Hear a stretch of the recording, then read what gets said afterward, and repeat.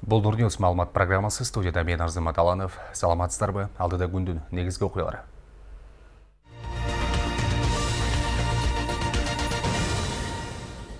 Издөөгө алынган милиция кармалды. Ал жарандын $135,000 алдап алып, ар кандай шылтоо менен бербей жүргөн.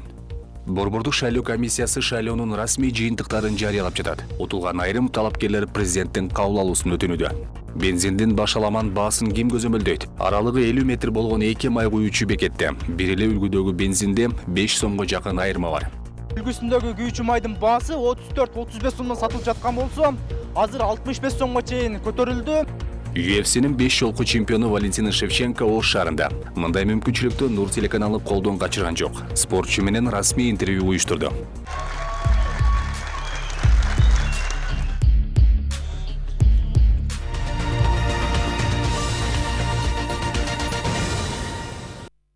Бишкек шаарынын Октябрь райондук ички иштер башкармалыгынын издөөгө алынган кызматкери кармалды. Бул тууралуу Атайын кызматтын басма сөз кызматы билдирди. Улуттук коопсуздук комитети кызмат абалынан пайдаланып, жарандын $135,000 алдап алып, ар кандай шылтоо менен бербей жүргөн. Октябрь райондук ички иштер башкармалыгынын кызматкерине издөө жарыяланган. Улуттук коопсуздук комитети тараткан маалыматка ылайык, издөөдөгү милиция кызматкери кечээ 12 декабрда Аламөдүн районунун 5 күнгө айылында жашынып жаткан жеринен кармалган. Учурда УКМКнын тергөө абагына киргизилди. Атайын кызмат аталган милиция кызматкеринен алдангандар болсо, Улуттук коопсуздук мамлекеттик комитетине кайрылууга чакырат. Талас облустук капиталдык курулуш башкармалыгынын кызматкерлеринин кызмат абалынан кыянаттык менен пайдалануу фактысы аныкталды. Маалыматка ылайык, Талас облустук капиталдык курулуш башкармалыгы Кара Буура районунун Шекер айылындагы Чыңгыз Ордо тарыхый маданий комплексин курууда аткарылган иштердин көлөмүн ашыкча баалаган. Буга байланыштуу Талас облусунун капиталдык курулуш башкармалыгынын мурдагы жетекчиси Бийиктик Инвест ишканасынын директору кармалып, убактылуу кармоочу жайга 2 айга камалды. Комплекстин курулушу башталгандан ушул күнгө чейин 34 миллион сом жумшалып, аткарылган иштер тиешелүү тартипте актыларды түзүү менен буйрутмачы тарабынан эч кандай эскертүүсүз кабыл алынган. Бирок текшерүүнүн жыйынтыгында иштердин айрым көлөмүн 6,179,000 сомго ашыкча бааланганы айтылат. Борбордук шайлоо комиссиясынын алгачкы жыйынтыктары чыга баштады. Наразы болгон партиялар жана талапкерлердин кайрылуусунун негизинде айрым шайлоо тилкелери кайрадан саналып бүттү. Ошондой эле добуш сатып алууга байланыштуу маселелерде каралып жаткандыгы белгилүү болду. Темага кененирээк кабарчыбыз токтолот. 28 ноябрда өткөн парламенттик шайлоонун жыйынтыктары саналып бүттү. Күмөн жаралган айрым шайлоо тилкелери 2 жолу саналыптыр. Натыйжада электрондук урна чыгарган жыйынтык менен кол менен эсептөөнүн жыйынтыгында айырмачылык болгон эмес. Башкача айтканда, алгачкы жарыяланган көрсөткүчтөр өзгөрбөптүр. Биз бүт Кыргызстан боюнча кайра эсептөө кылдык. Бардыгы дал чыкты.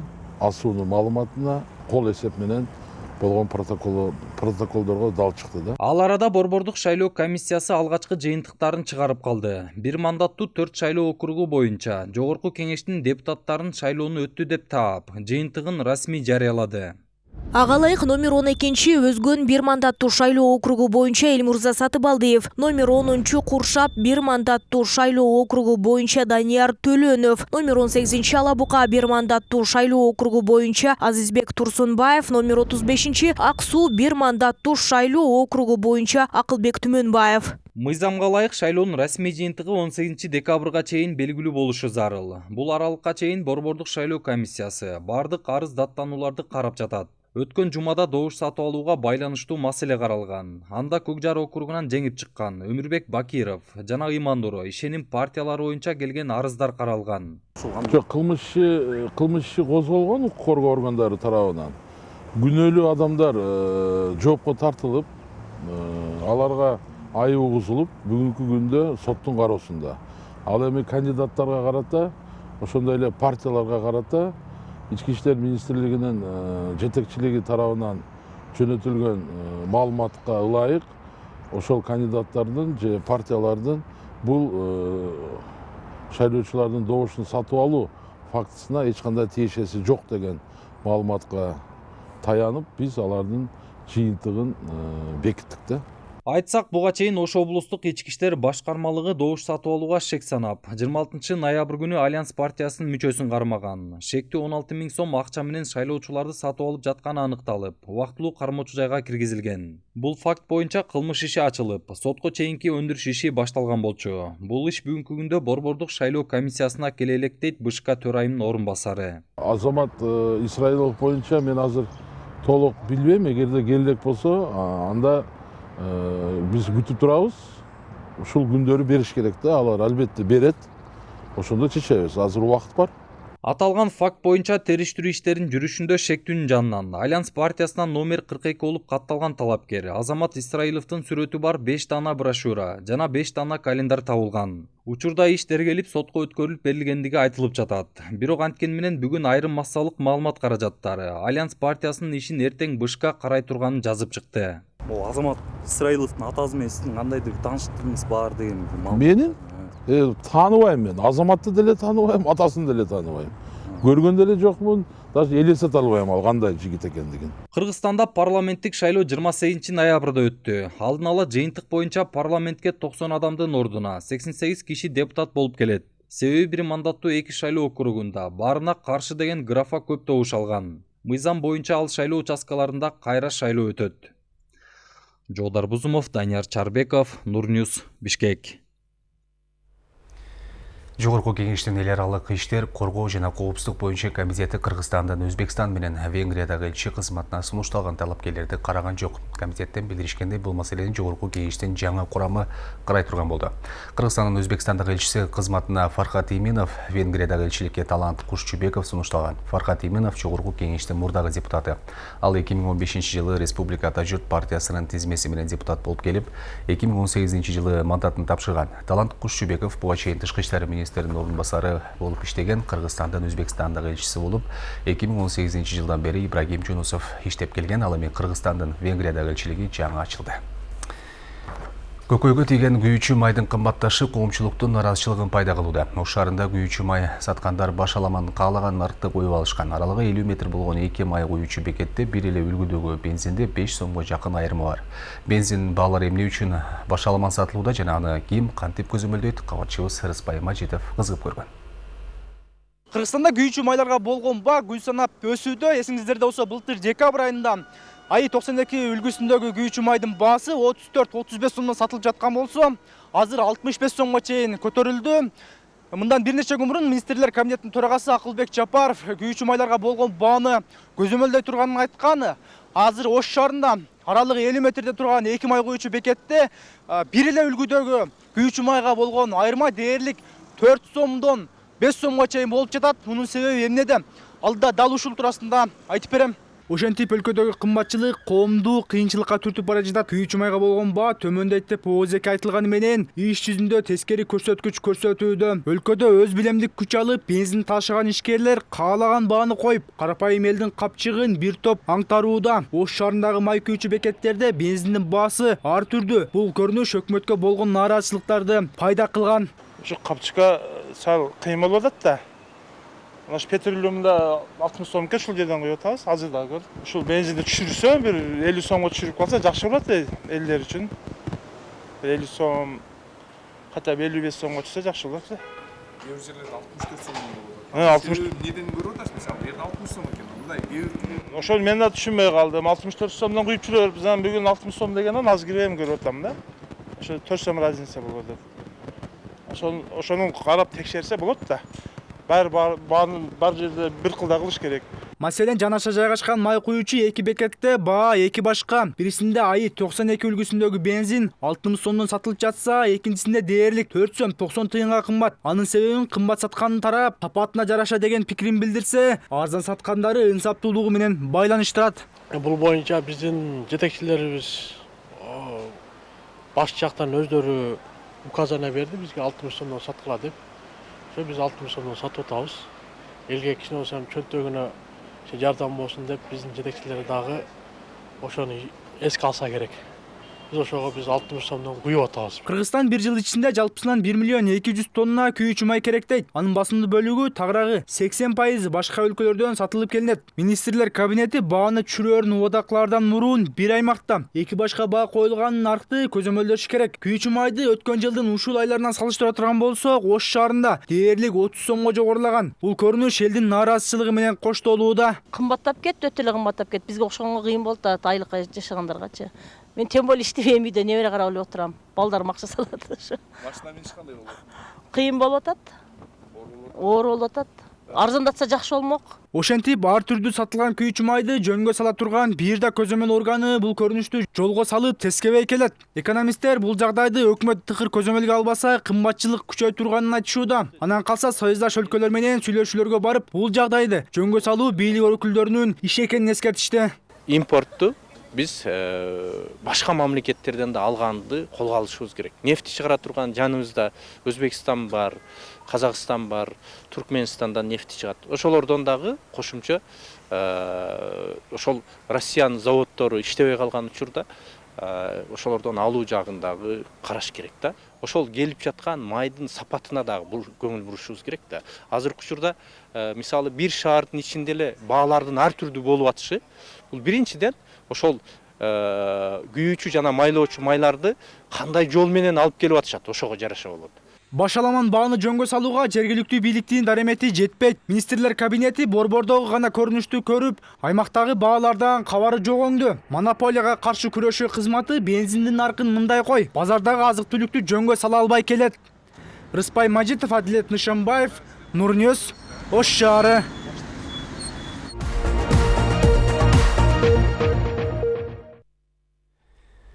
Өлкөнүн 2026 жылга чейинки өнүгүү программасы талкууланды. Өкмөт мүчөлөрүнүн тарта коомдук ишмерлер, ар тармактын адистери жана жарандык коом өкүлдөрү катышты. Иш-чарада өкмөт сунуштаган долбоор чакырылган коноктор тарабынан биргеликте жаркылчакка салынып, ар түрдүү сунуштар менен коштолду. Кененирээк кийинки материалда.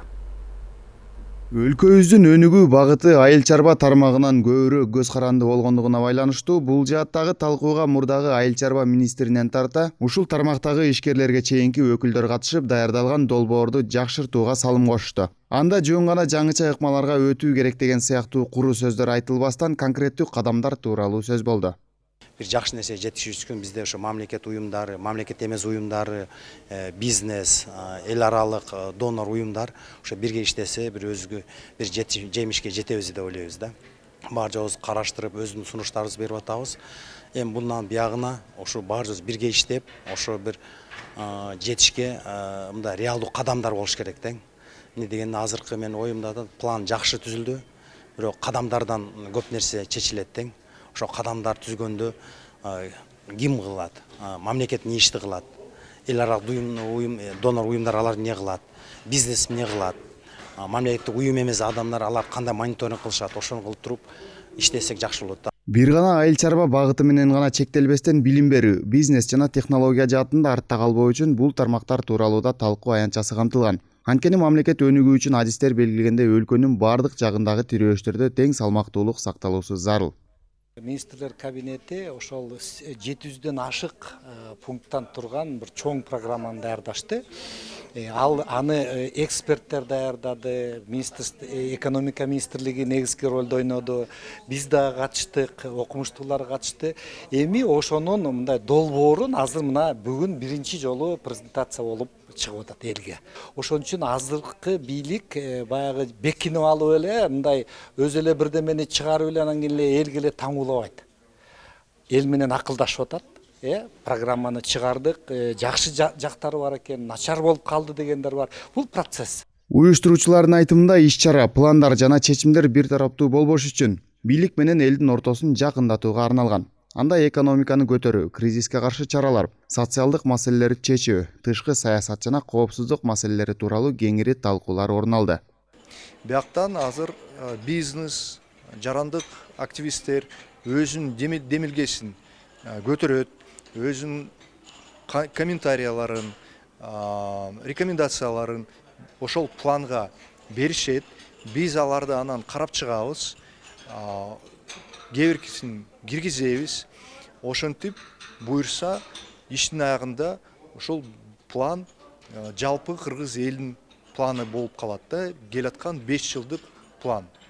Биз каяка баратабыз, кандай максаттарды коюп атабыз, ар бир тармакта эмнени эл күтүп атат, бийлик ошого эмне кылган атат деген эле жөнөкөй суроого жооп катары ушуну берип атабыз деген суроо да. Эми бул ишке ашабы, ашпайбы, аны турмуш көрсөтөт. Азыр акча табыш керек ар бир пункт үчүн, туурабы? Анан элде ишенич керек. Анан жөн эле жатып албай өкмөт жаза берсин дебей, эл дагы жардам бериш керек. Илимдин кызматкерлери жардам бериш керек, бизнес жардам беришибиз керек. Эми азыр маселе эл менен бийликтин ортосундагы мындай бир жакшы бир көпүрөнү түзүш да. Эске салсак, президент Садыр Жапаров бийлик жакынкы 5 жыл аралыгында аткара турчу иштер жазылган негизги документтердин бири. 2026 жылга чейин Кыргызстанды өнүктүрүүнүн улуттук программасы жөнүндө жарлыкка октябрь айында кол койгон. Долбоордо экономиканын өсүшүн жыл сайын орточо 5%, ички дүңөнүмдү калктын жан башына алганда кеминде $1,5 жеткирүү, жумушсуздукту 5%га чейин төмөндөтүү пландалган. Ильяс Анарбай уулу, Данияр Чарбеков, Нур Ньюс, Бишкек. Бүгін 13 декабрда министрлер кабинетінің төрағасы Акылбек Жапаров Экспо 2020 көргөзмөсүнүн алкагында Дубай шаарына барды. Жапаровдун Бириккен Араб Эмираттарына болгон иш сапарынын жүрүшүндө эки тараптуу жолугушуулар уюштурулат. Ошондой эле Дубай Smart City жана шаарларды туруктуу өнүктүрүү концепциясына негизделген технологиялык эко шаардын долбоору саналган. Абу-Даби шаарындагы Маздар Сити менен таанышат. Мындан тышкары Кыргызстан Бириккен Араб Эмираты 2021 туристик роуд шоу өттү.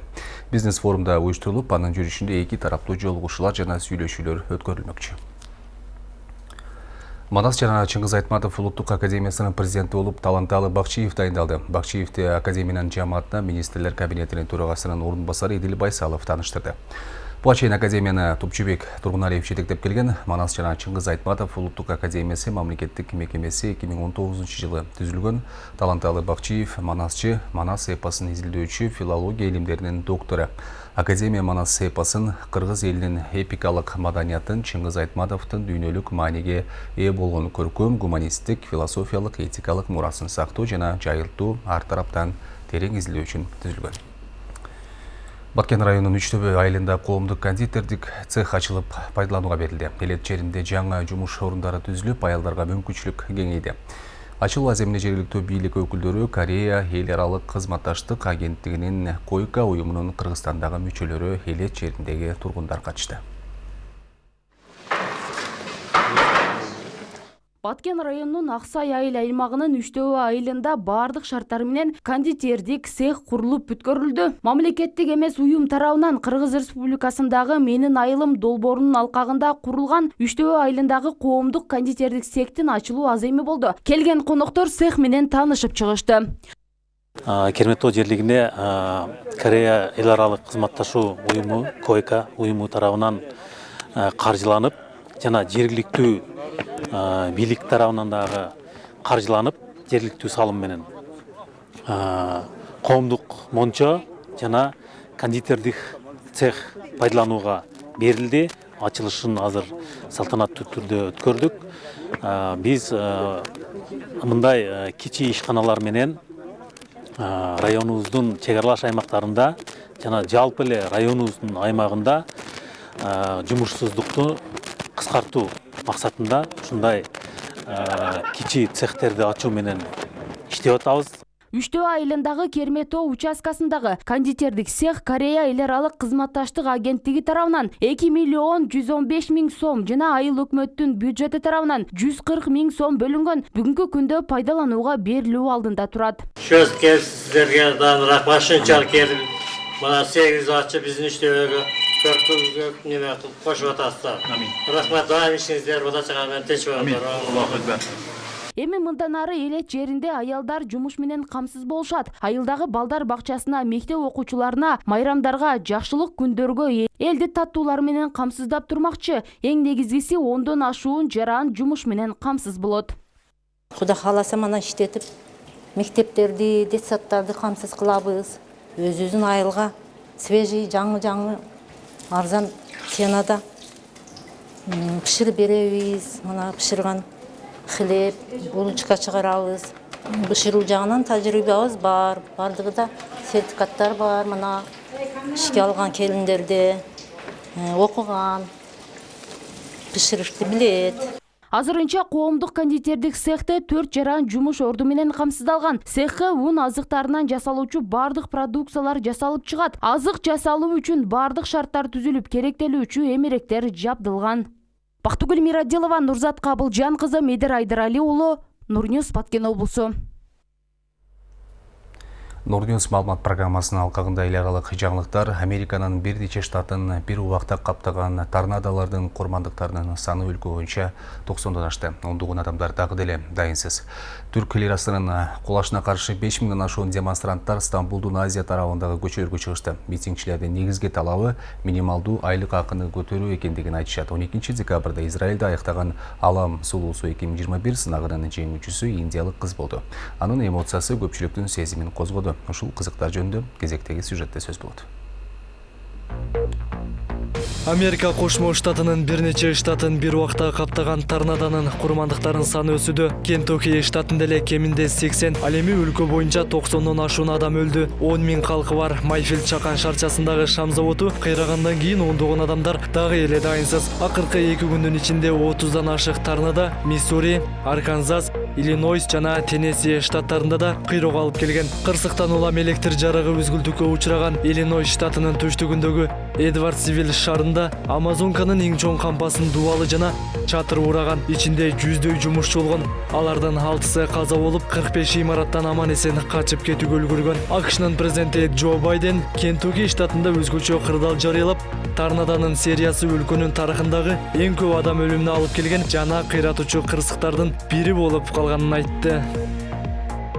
Сицилиянын Равануса шаарында 4 кабаттуу үйдөгү жарылуудан каза болгондордун саны өсүүдө. Жергиликтүү басылмалар куткаруучуларга таянып кабарлашкандай, кырсыктан кеминде 4 адам набыт болгон. Дайынсыз болгондорду издөө иштери уланууда. Урандылардын астынан 2 аял куткарылган. Алар уюлдук телефондон келген сигналдын жардамында табылган. Ишемби күнү кечинде болгон жарылуудан жанаша жайгашкан 3 имарат талкаланган. Дагы 4-өө жабыркаган.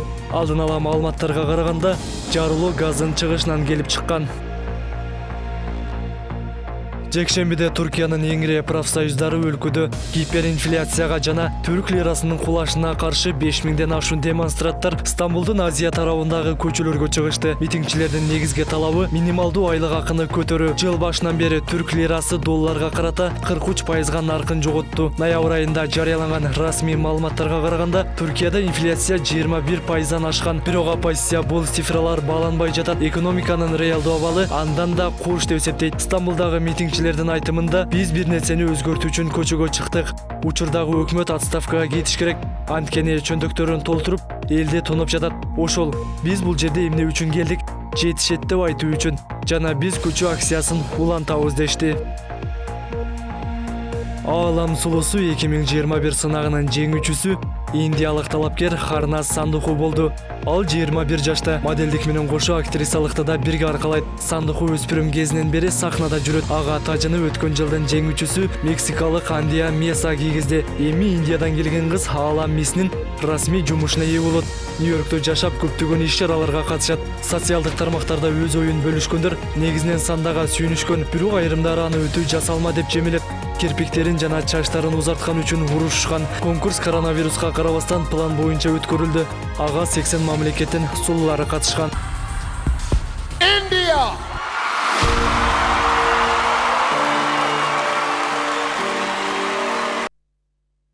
UFC'nin 5 жылғы чемпионы кыргызстандык мушкер Валентина Шевченконун Оштогу сапары 2 күн бою уланды. Спортчу жаштарга дем берүү максатында аларга шык жаратуу үчүн жолугушууга келген. Анда жаштар өздөрү кызыктырган суроолорду берип, спортчунун белектерине да ээ болушкан. Чемпион айым менен кошо анын маштоочусу Павел Федотов жана апасы Елена Шевченко кошо келген. Мындай мүмкүнчүлүктөн пайдаланып, Нур телеканалда спортчу менен расмий интервью уюштурду.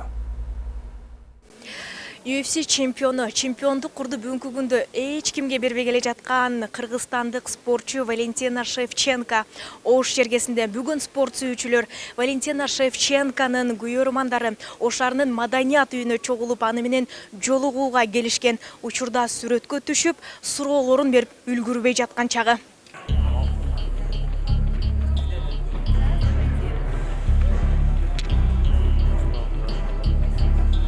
Анда кеп башынан болсун. Спорт жаатында дүйнөлүк даражадагы жылдыз Валентина Шевченко Ош шаарындагы көрөрмандарынын жылуу сезимине бөлөндү. Мушкер айым жаштар менен жолугушуу үчүн Ош шаарындагы Султан Ибраимов атындагы улуттук драма театрына баш бакты. Сахнага кирери менен элдин колдоосуна мактоолорун татыды. Я смотрю очень много молодых людей, парней, девчонок. Я уверена, что все вы занимаетесь спортом, что все вы любите спорт, внимательно следите. И это очень приятно. Спортчунун кино жаатындагы эмгеги, алдыдагы максаттары жетишкен ийгилиги көрөрмандарын кызыктырбай койгон жок. Алар өздөрү кызыккан суроолорун берип, татыктуу жооп алууга мүмкүнчүлүк алышты. Еще такой вопрос. Поступают вопросы и предложения от продюсеров Голливуда. Мы просмотрели ваш фильм, нам очень понравился. На самом деле съемки к фильму это то же самое, когда спрашивают, да, какой самый сложный бой был. И здесь как бы целая комбинация, потому что бой сам по себе это ничего. Албетте, Кыргыз өлкөсүнүн атагын алыска чыгарып, желеген желбиретип жүргөн спортчуга берилген суроолор көп болду. Алардын ар биринин суроосу маанилүү экенин баса белгилеген спортчу айым өзүнүн белегинде кандай келиптир. Суроо узаткан көрөрмандарынын арасынан жаш спорт сүйүүчүлөрдү шыктандыруу максатында кол тамгасы коюлган белектерин тартуу кылды. Мындай жылуу маанайдагы атмосфера Шевченкага дем берип жатканын анын машыктыруучусу айтты. Буга чейинки өз мекенине болгон сапары да эсте калчу күндөр менен коштолгон дейт. Да, мы хотели приехать раньше, на самом деле. Чынында биз эртерээк келүүнү каалаганбыз, бирок беттешүүлөр болуп калды. Ал 5 жолу өзүнүн титулун сактап калды. Ошентип дүйнө жүзүн каптаган кырдаал жаралды. Андан соң акыркы беттешүүсү. Кийин Лос-Анджелеста Валентина катышкан фильмдин премьерасы өттү. Ошентип кандай гана болбосун биз барышыбыз керек деп келип калдык. Ар дайымкыдай жылуу тосуп алышты. Валентина өз үйүндө жакшы маанай менен убактысын өткөрүп жатат. Баарына рахмат. Нас здесь тепло приветствует, Валентина счастлива. Өзүнүн достугун көрсөтө алган Ош шаарынын тургундарына ыраазычылыгын билдирген Валентина Шевченконун апасы да коштоп келген. Ал мындай жолугушууларды мыкты даражада уюштуруп берген демилгечилерге ыраазычылык билдирди. Мы приезжаем очень часто в Ош. Мне вот, например, лично Ошко бат-баттан келип турабыз. Мага өзгөчө Ош жагат. Анда жашаган эл дагы жакшы. Анткени алар меймандос, ынтымактуу келишет. Ошон үчүн биз бул жака келүүнү абдан каалап турабыз. Ошондой эле уюштуруучуларга ыраазычылыгымды билдиргим келет. Ош облусунун жетекчисине жана алардын командасына мындай жоопкерчиликтүү иш-чараны камсыз кылып жатканына ыраазычылык айтам. я бы хотела поблагодарить губернатора города Ош. Кыргызстандык спортчунун өлкөгө болгон сүйүүсү терең экендиги белгиленүүдө. Анткени спорт жаатында дүйнөлүк даражадагы жылдыз Шевченко менен көптөгөн мамлекеттин тургундары жолугууга кызыктар. Бирок спортчу өз мекенине болгон сүйүүсүн башка өлкөгө алмашпай, Ош чергесине келүүнү каалаганын билдирген дейт Кулатуу эр таймаш улуттук күрөшүнүн дүйнөлүк федерациясынын президенти Руслан Кыдырмышев. 4-5 мамлекетке алып келип берсеңиздер, биз ушундай фан встреча кылат элек дегенде Валям бир сөз айтып калды. Жок, Руслан, мен барсам Ошко барайын депчи. Мен ойлойм, бул да болсо Валентинанын кыргыз элин, жерин жакшы көргөндүгү, Бишкектен барып коюп, анан кичине эс алып кетип калбастан Ош чергесине барам дегенди мен ойлойм.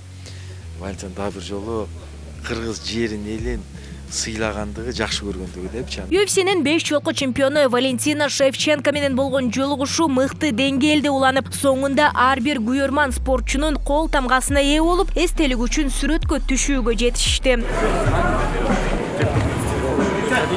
Ал эми спортчунун Ошко болгон сапарында спорт күйөрмандары жана шаардын тургундары менен жолугушуу 2 күн бою уланып жатат. Мындай мүмкүнчүлүктөн пайдаланып, Нур телеканалы да спортчу менен расмий интервью уюштурган. Берүүнү бир гана Нур телеканалынан күзөтүңүз. Нурзада Сыдыкова, Темирлан Эрнес уулу, Нур Ньюс, Ош шаары. Поездку я безумно ждала, и мы готовились к ней буквально с лета. Бүгін мына ушундай кабарлар болду. Бардык жаңылыктар биздин интернет баракчаларыбызда жеткиликтүү. Дарек экранда көрсөтүлгөн. Мен сиздер менен коштошом. Көрүшкөнчө саламатта болуңуздар.